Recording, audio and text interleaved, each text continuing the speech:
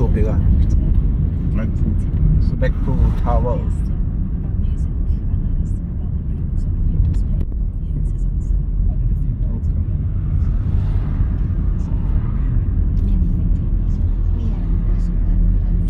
ฟ้าโลนมันปิดอีกพร้อมเลยนะ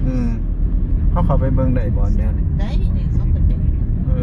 แต่พอหนูจอดรถใส่ว่า เห็นแต่เขาเจ้าย่างบ่ มัมมี่นี่สวย นี่สวยเนาะอันนี้ครับเรือแจ็คสเปโร่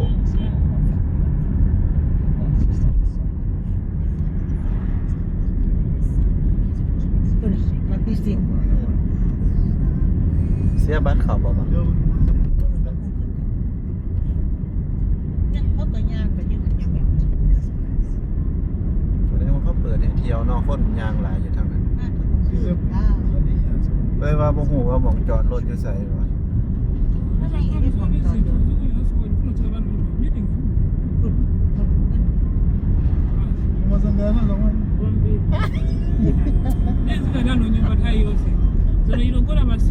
ชายยังเท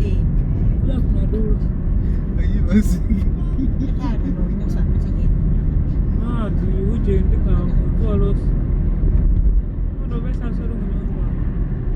นี่นู้นอันนั้นแม่อันยังก็ไออันมาสเตอร์ของอันนี่จ่าเตา